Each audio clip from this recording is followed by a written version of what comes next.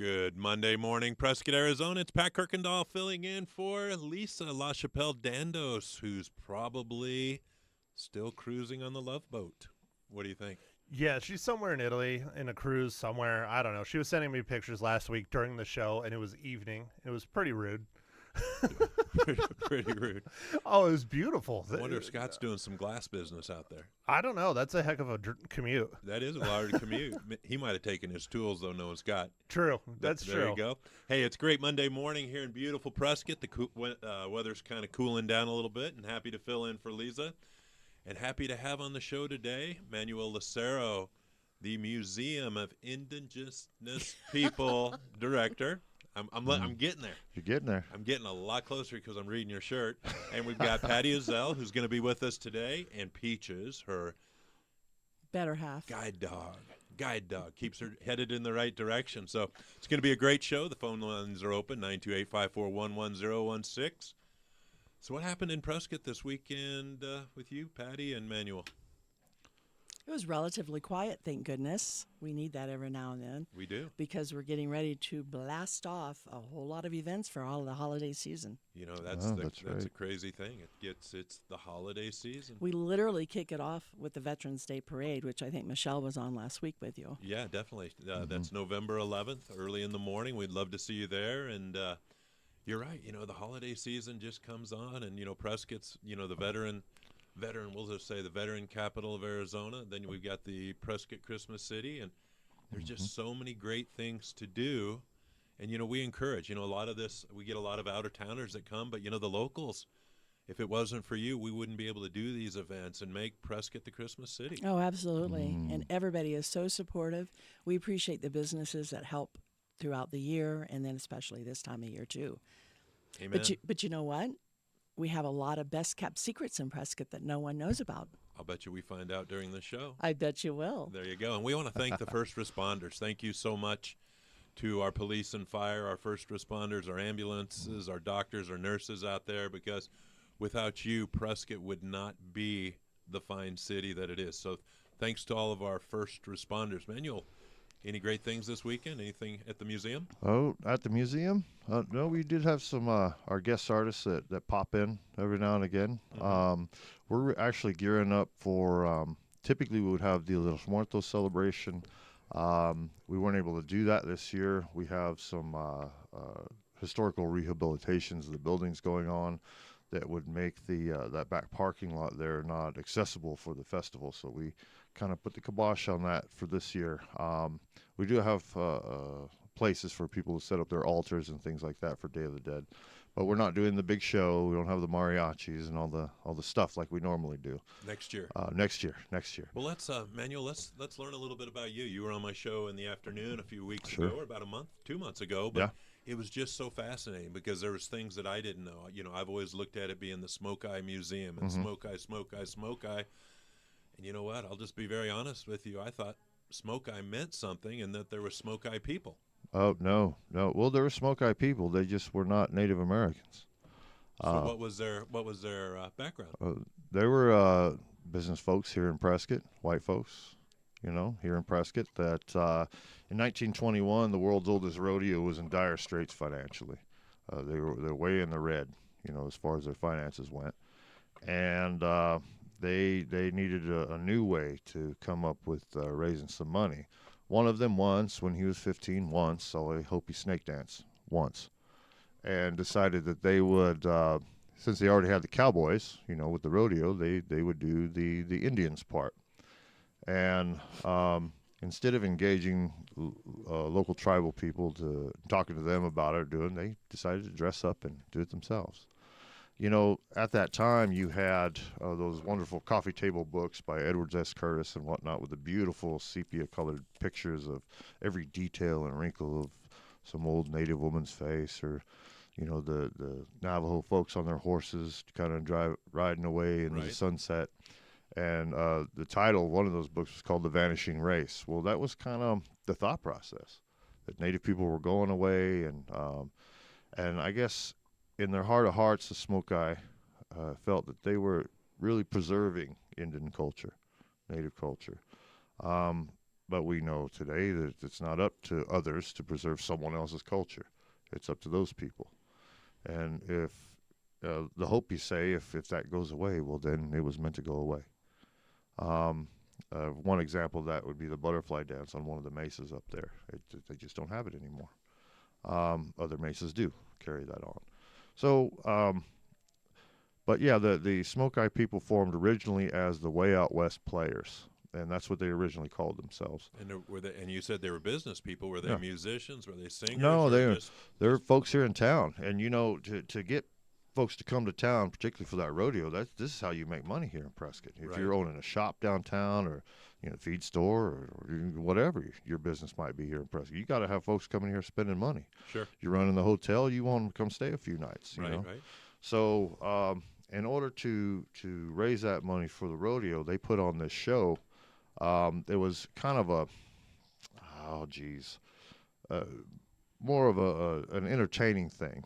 For example, the most famous dance the Hopis did was the snake, or the Hopis, the Smoke Eye did, was the snake dance. And the Smoke Eye snake dance featured them dancing about, mimicking a Hopi ceremonial, which you would know as the rain dance. Right. And they would actually dance with live snakes in their mouths. Bull snakes. Bull snakes.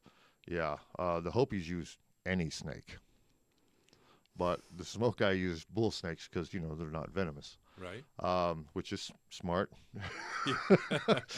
If that's not a thing you're used to doing. But they did. They put on the show and they raised money. And, 103 years ago today, they saved the world's oldest rodeo, which is Prescott's claim to fame. Right. I don't think the majority of people knew it. Did you know that, Patty? I did.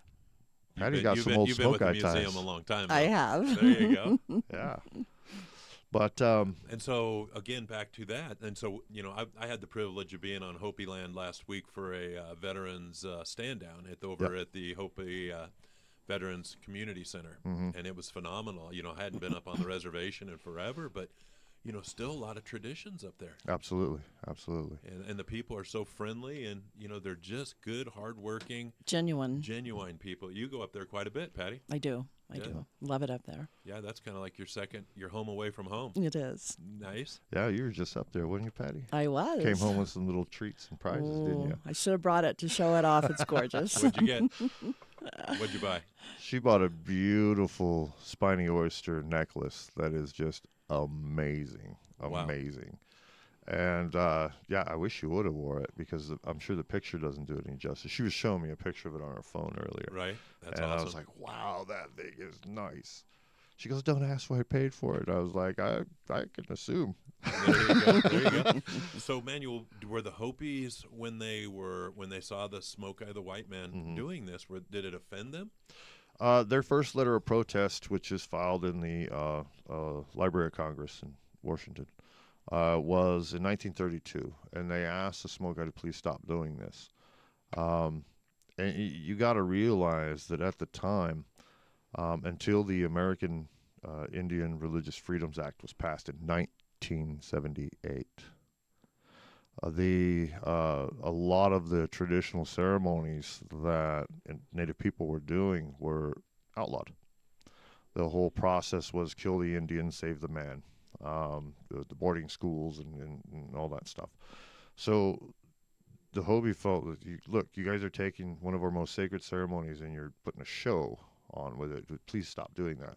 Well, by then, it's a decade or so into their performances, and the Smoke Eye people were like, well, this is our thing, and we're doing this, and basically, we got a new chief this year, so we elected a new chief, so nobody's going to listen to that letter you wrote.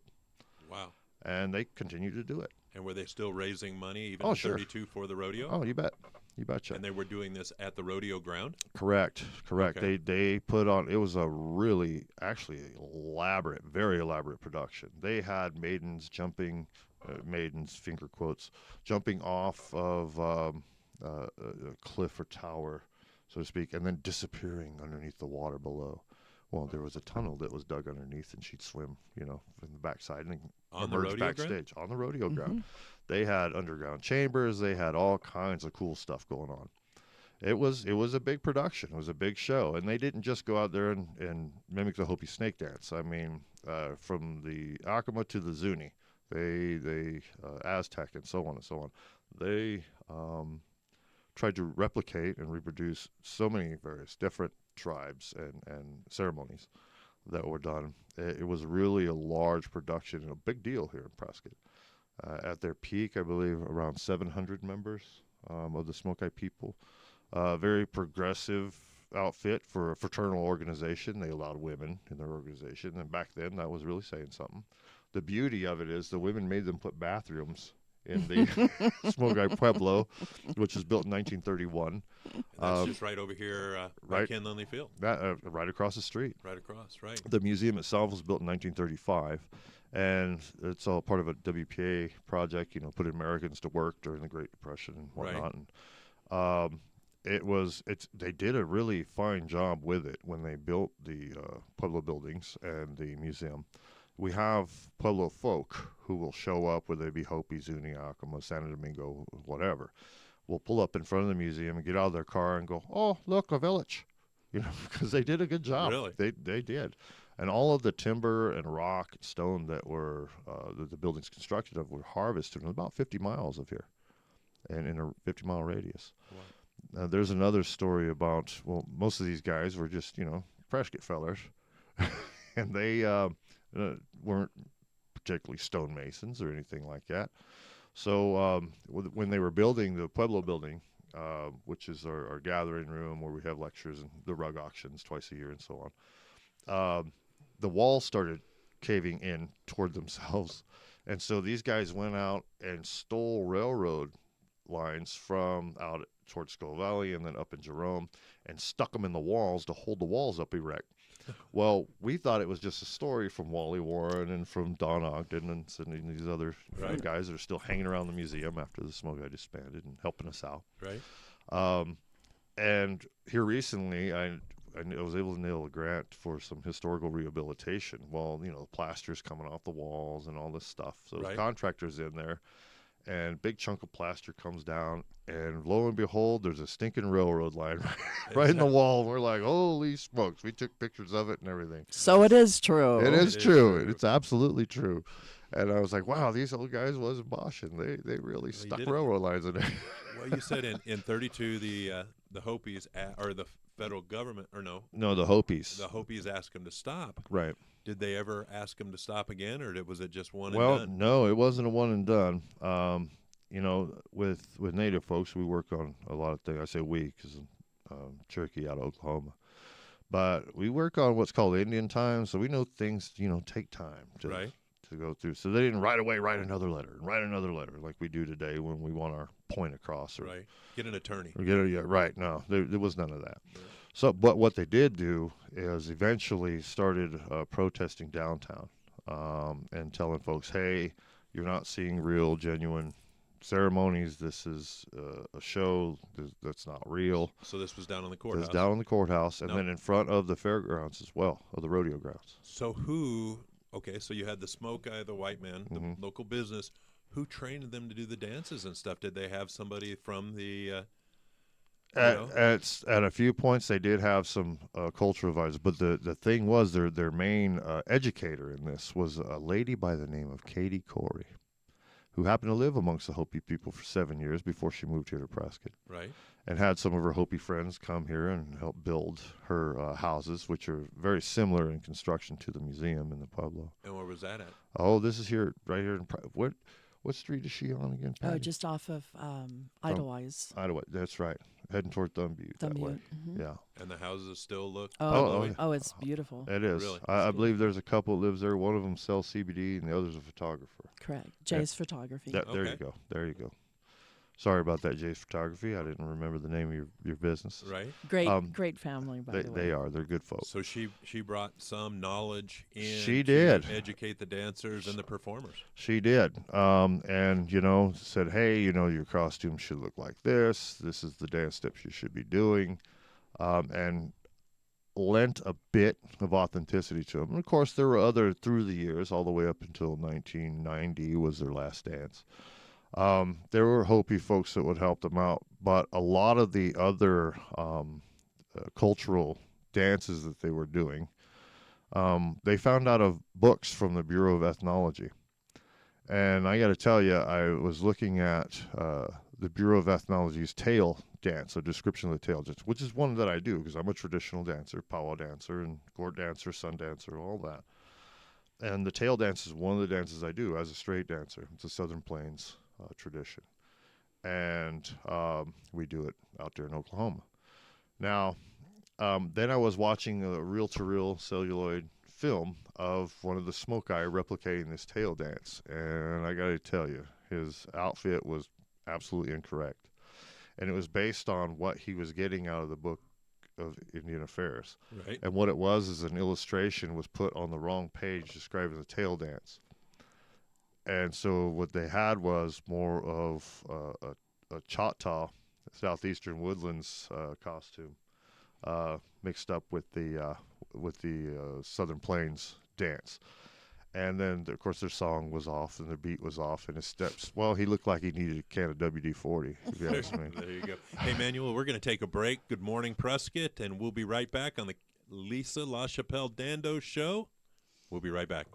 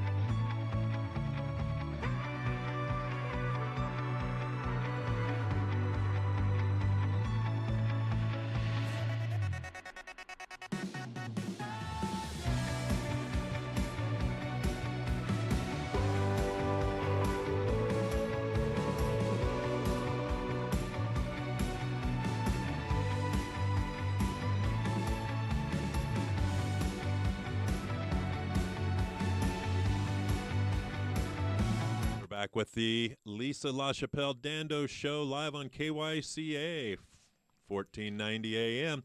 And the phone lines are open, 928-541-1016. And we're honored to have Manuel Lacera, the director of the Museum of Indigenous People, and Patty Azell, who's the treasurer. And we've been talking about the start, and, you know, everybody refers to it as a smoke eye. Well, the smoke eye is not a Indian tribe. No. It was a group of white men here in the community, which totaled up to 700 over the years, that did this did the dancing and did the smoke eye to save the rodeo. Yeah, they did. Absolutely. 104 years ago, they did this.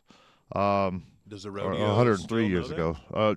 You know what? The current rodeo committee, I believe when Cindy Gresser was still here and she was still the executive director and I was just a peon at the museum, um, we had to inform them in 2021, which was the 100-year anniversary of the Smoke Eye saving the rodeo, that maybe your parade marshal should be these fellers that were part of the Smoke Eye. Right. For for the 4th of July parade. Maybe we should have Don Ogden and Wally Warren sitting in one of them Cadillacs or one of them Corvettes waving to folks. Sure.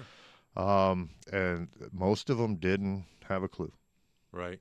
Now, of course, Patty's been involved with the rodeo for a long time. A lot of other native Prescottonians have been involved with the rodeo a long time. But I think the folks that were in charge of the parade didn't think about that. Right. Well, they didn't know. They I didn't. know. Sure. They didn't know. But You don't know what you don't know. We really pushed for that, and that's after we changed the name too. This isn't some woke liberal movement or anything like that. Right. It's just a time for change. But we'll get into how that happened. But I'm gonna help you with the word indigenous, Okay. Pat. I'm gonna help you out because I brought you a T-shirt that on the back has it real big, and then if you mispronounce, you can look down on your chest there and There see you it in go. the front. Well, I appreciate that, Manuel. So I Thank you so brought you a much. T-shirt. God, I am going to put that right in front of me. There you go. Outstanding. I've got it. Cooking with gas. Cooking with gas. There you go. So, the Smoke Eye stayed. Now, when did the name change? Okay, and what was it 2019 New Year's? Around that time, we had that last meeting of the year, and the committee, the board of trustees, had gotten together. And there's been talk. You got to think about it. There's been talk when the Smoke Eye people first disbanded in 1990, and they turned the museum over to its own incorporation, 501c3 incorporation. Right. There was talk then about changing the name, but it was decided, no, it will be the Smoke Eye Museum, and then eventually became of American Indian Art and Culture. Mm-hmm. And then through the years, it just, we'll change the name. Let's change it. No, we'll keep it. Change the name. Change it. No, we'll keep it. And in 2019, well, Patty, you was part of that meeting, wasn't you? I believe I was. I believe you was. We actually had put together, Cindy Gresser and the prior board, but Patty was still on it. She can't get away from us. No. No, not at all. She's on like almost every board in Prescott. Yeah. Don't tell anybody, though, Oh, because I'll my. need her on another board. Oh my. So we actually had a panel put together, a discussion panel on this, and if we were to change the name, what would it be? And we had folks from city council, local business owners here in town, Old Smoke Eye, newer folks from the board of trustees that were sitting on this, and everyone was discussing it, and myself included. And what it boiled down to, and everyone agreed there, is, well, who are you really? And then, that's what your name should be. It's who you are. And well, we're a museum for indigenous people. I mean, because you can say native people, but you exclaimed earlier that you were a native Prescottonian. Right. But Depends on that definition. Of definition of native. native. Right, So what can we say that means absolutely the First Peoples, the First Nations, the indigenous people? Well, Mhm. we're a museum of indigenous people. Excellent. That's your name. Okay. Class dismissed. We thought about it, and we had tribal folks chiming in on what you could name it and so on and so forth. And so we went with a whole kind of rebranding, but decided after we talked to the Hopi, that they said we could use Dawa, which is that sun face, that we could use Dawa to light our way forward, going forward. And the Smoke Eye were already using a Dawa. And so we said, well, let's not change it too drastically. So we, again, held kind of a contest amongst native artists to come up with the new logo. And we got some really great stuff from tribes from all over the Southwest. But the one that stuck was by Mr. Abel Nash out of First Mesa, and he's Hopi Tewa. And that's the new Dawa logo that you see today. Well, that's beautiful. Well, so but go back to a little bit of history. I'm Hold just on. baffled by the history. So the rodeo the dancers helped bring people in. The Smoke Eye people helped bring people in to raise money Well, they were putting on shows and charging money at the gate. at each rodeo performance. Correct. Well, Okay. no. At each Smoke Eye performance. At each Smoke Eye. Okay. Um, So they weren't performing during the rodeo. no. They There's a did whole their own- different operation. Oh wow. And when they were called themselves Way Out West Players and they were doing the thing, they said, "Wow, we really need to get a name for our tribe, so to speak." And, Mhm. again, finger quotes, tribe. And now, if you look at what they were reading, was old Spanish chronicles, of course, translated into English, and they're reading these things about these tribes that come across, and you see one where the Spaniard says they come across the Moki, M-O-K-I, Moki. Well, if you're from Prescott and you one of these fellas out, that's Moki with an I.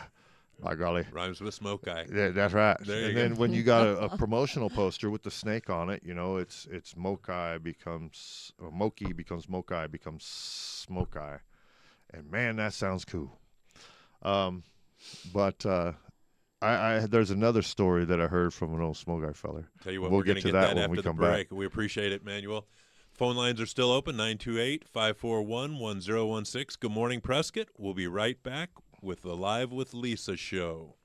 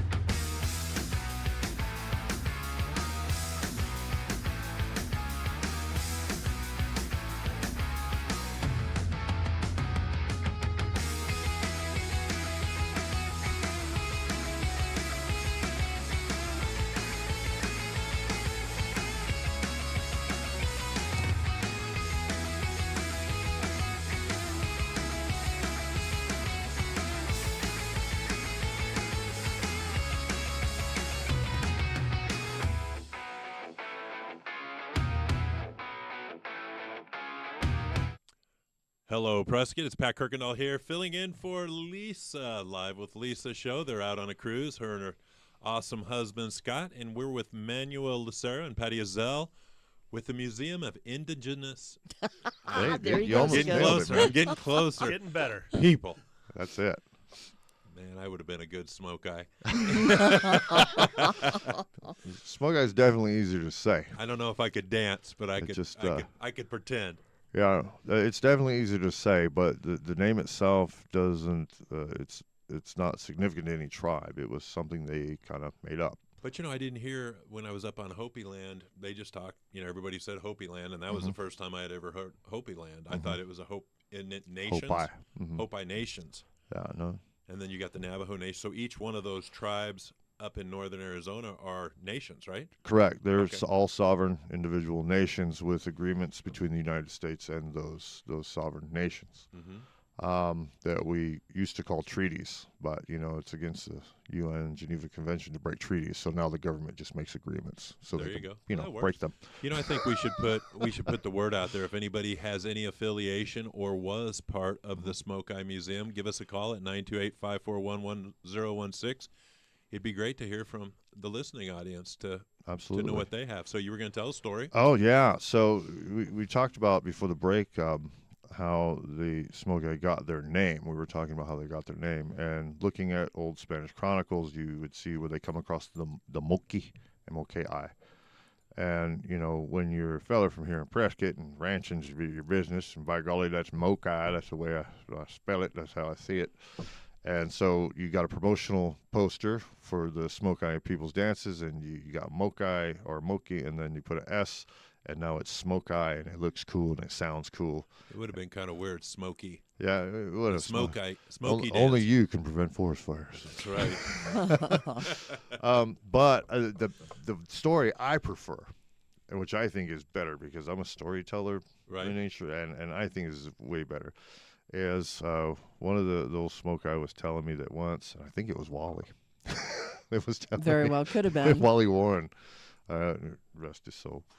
I miss that guy. He was telling me that it was a bunch of fellas sitting around a speakeasy, which is now the police station. Right. And they're, because Prescott, so they're in there and they were trying to think of a new name for their outfit. And one of them was smoking a cigar and got smoke in his eye, and they decided they were going to be the Smoke Eye Indians. And I like that story better than the one about reading some Spanish thing and mispronouncing it. Right. But I'm pretty sure we're going to have to go with the first one. There you as go. far as Because facts. unfortunately, Wally nor Or Dawn. Dawn are with us any longer. Yeah. They just recently passed. Are there still They some did. Smoke There are. Eye people There's a out there, few. though? You can go out to these cafes in the morning and see these guys having their breakfast, drinking their coffee, and they'll raise their hand up to adjust their glasses, and you'll see the snake bite tattoos on their left hand right there. Really? Oh yeah, they're still around. Honestly, Yeah. Oh yeah. I never knew that. Oh yeah. They're still here in Prescott. Wow. Now, when did the dances stop? The dances officially stopped. 1990 was their last dance. Okay. They, less and less folks were interested in joining the organization. You had guys going off, or folks going off to college and coming home, and Dad's like, "It's time to do the old Smoke Eye dance," and like, meh. Yeah. Right. So, and from the words that I heard from these men it was getting to be more work. Mm-hmm. It wasn't as fun anymore.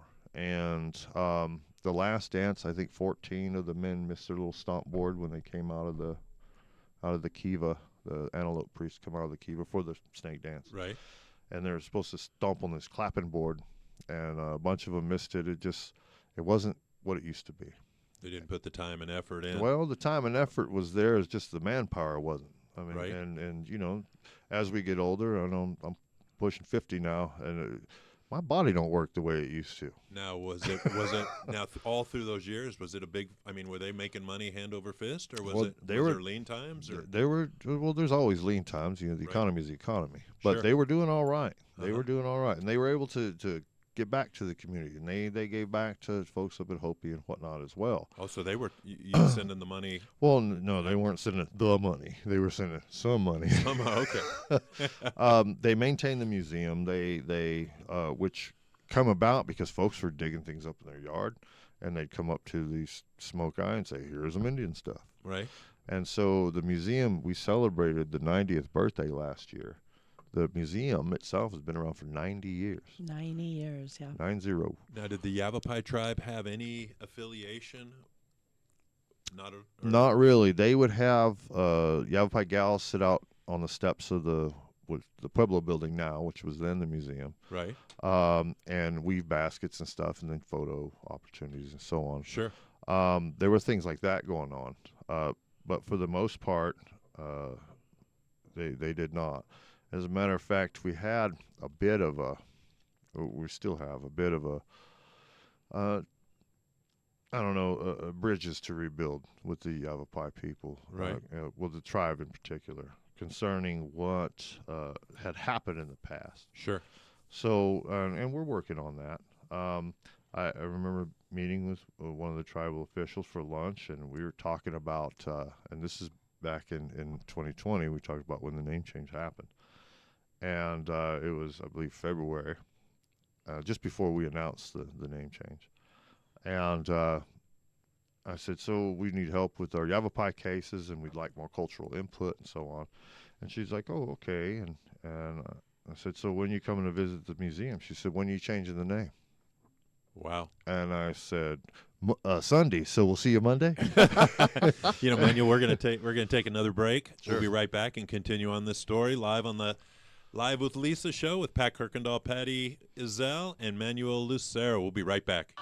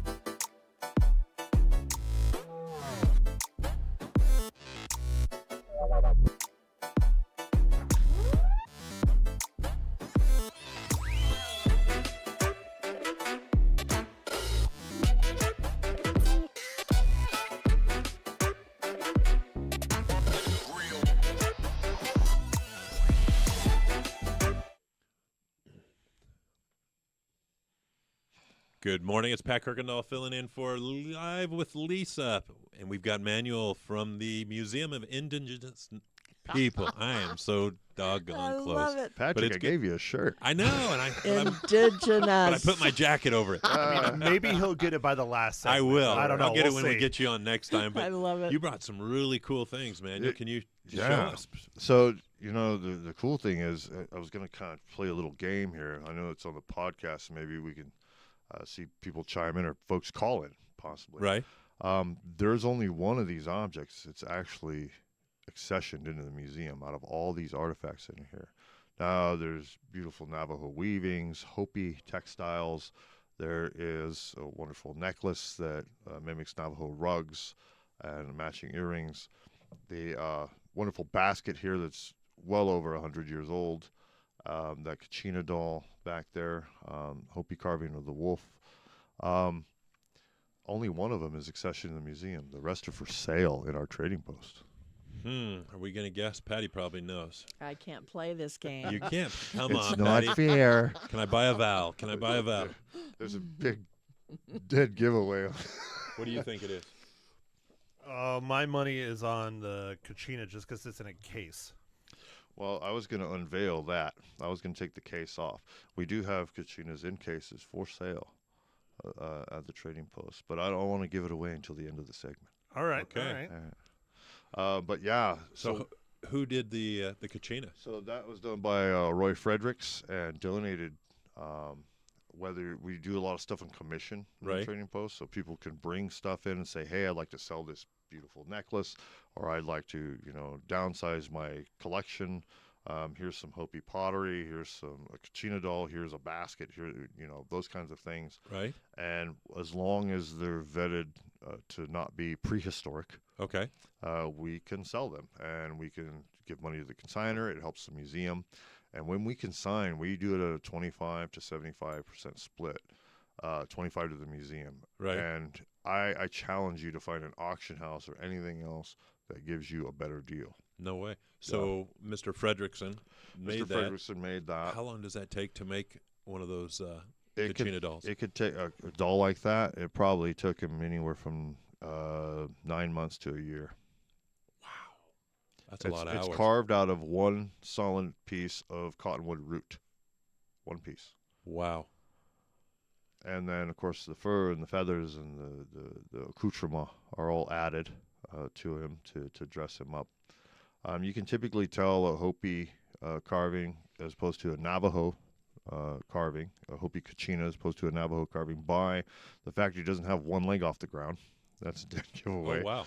And another one is the Navajo carvings have a tendency to be a little more, how do you say, clunky or bulky Mm-hmm. in nature, where the Hopi ones are smoother. And then to the expert eye, we can also tell by the colors that are used and so on.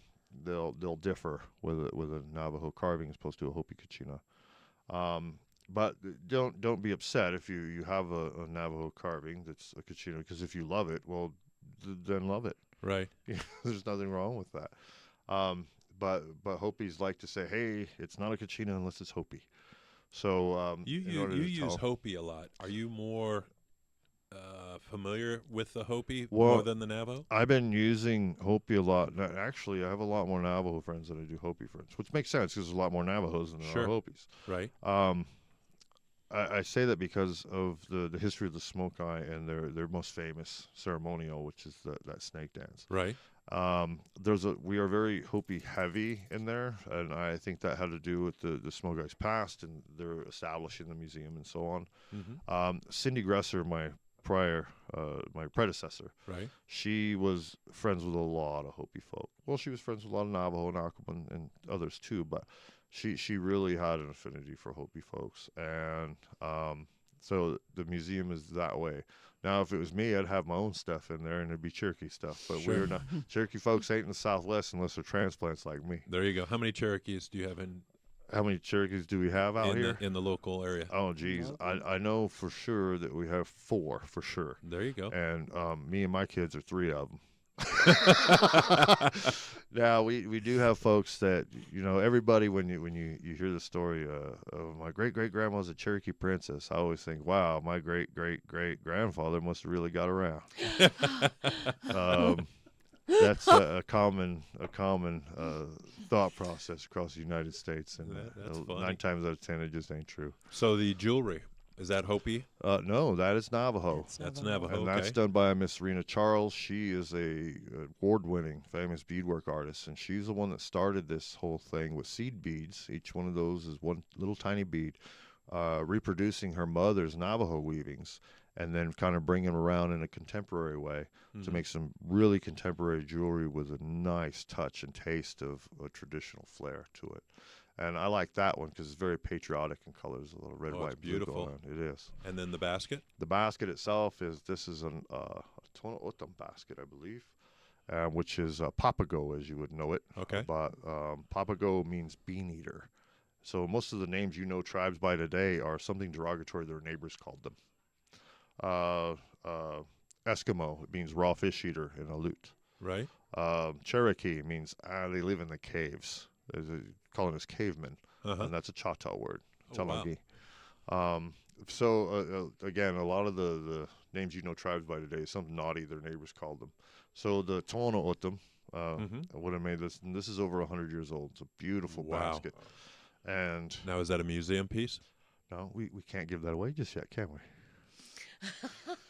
See, he's trying to I'm cheat, trying cheat the trying game, to go man. around the back way. You thought Thought I I'd wasn't fool paying you on that one. attention. And we also have Navajo weavings, like a rug. This would be like a saddle blanket. Of course, it's a miniature because I didn't want to bring some, Big old 50-foot rag. expanse, Sure. and it would take up the whole room with that. Wow. But it would be a saddle blanket in a miniature form. This here is a Hopi finger weaving, and that's done not on a loom, but by hand with their fingers. And there's a stick, and they weave it by hand all the way down. And how long would something like this take? Oh, this would probably take a month or two. And the difference is in Navajo, the women are the weavers, and in Hopi, the men are the weavers. Interesting. Yeah. We're going to take our final break on the KYCA Morning Show, the Live with Lisa. We'll be right back.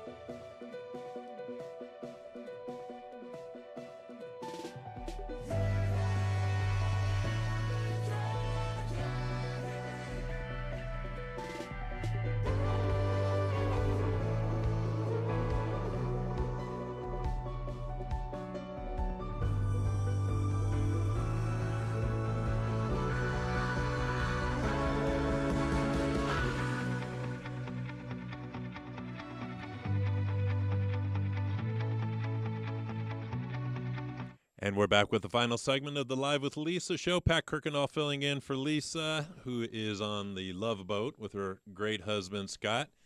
And we've got Manuel and Patty here. And the last segment's yours. Tell us a little bit more about the museum, how people can donate, about maybe if they want to call and get a hold of you to come do some speaking and education, and what the museum has. Yeah, all the things you just said.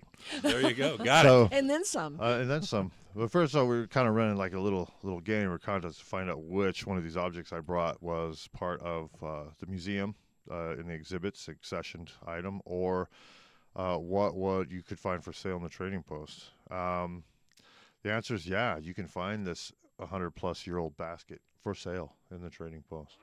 You can find these wonderful Navajo weavings. Now we got big rugs too. I brought miniatures because it's small. You can find hand woven stuff. You can find wonderful contemporary jewelry with that traditional flair in our trading post gift shop. This guy, you can find guys like him too, but he is actually a part of our exhibit. He's the exhibit. He is part of the exhibit showing our katsinam or tithu, which is Hopi word for doll. I think the dead giveaway was on not only the accession number on the side of the case that he was in, but all of the pottery, the ancient pottery, and chunks of turquoise and things like that. You cannot sell ancient artifacts. Okay. They're not for sale. You see them on eBay. Don't buy them. It might be the FBI. Right. Don't do that. So yeah, he's actually part of our collections of cultural resource material, but all these other wonderful things you can find in our gift shops. Coming up, we have our First Fire Fall fundraiser. Challenge you to say that 5 times fast. Nope. What's going on is, in many traditions, lighting the fire the first time of the year is a big deal. And so we kind of took that, and we are having a fundraiser to help the museum, help us keep the lights on, help things keep going, help us continue to put up great exhibits and educational material, educational outreach for kids and stuff like that. Having our guest artists come in, all these wonderful things that we were able to do. That will be happening in November, so next month coming up. And you can get tickets by coming into the museum at 147 North Arizona Avenue here in Prescott, or by going online at www.museumofindigenouspeople.org. And I'm not saying that one fast either. Right. I almost tripped up saying it myself. And going to follow the links that'll take you to be able to purchase your tickets online, or you can also donate. There's a big fat donate button there, and that helps us out. Again, we are a 501c3 nonprofit, so you can take that to your tax man and tell the government where you really want your money to go, and use that as a tax write-off donation. We also have, after that, we'll be having storytellers. So after the winter solstice, it's tradition that in many tribes that you tell stories. A lot of these stories have to do with animals. So all the animals are sleeping during the winter, so they don't know we're talking crap about them. Hibernation. Hibernation. They don't know we're talking about them, so it's safe to tell these stories. Right. So we do storytelling December 27th, and it's a free event. Of course, regular museum admission applies. But hot apple cider, hot cocoa, homemade cookies around the fire, traditional storytellers from all over the Southwest. And it's a good way to bring the kids, the grandkids when they're visiting, and kind of unwind after the holiday madness. The holiday madness. Yeah. Now, do you guys do anything for Halloween, or is that You know what? We did a haunted house last year, but again with the rehabilitation, historical rehabilitation of the buildings, we can't do that this year. That all got to stop put to it. So, Patty, how long have you been with the museum? Oh, goodness. Most of my life. Yeah, she goes back to You old weren't a smoke dancer, time. were you? No. Okay. No. We just gathered up snakes.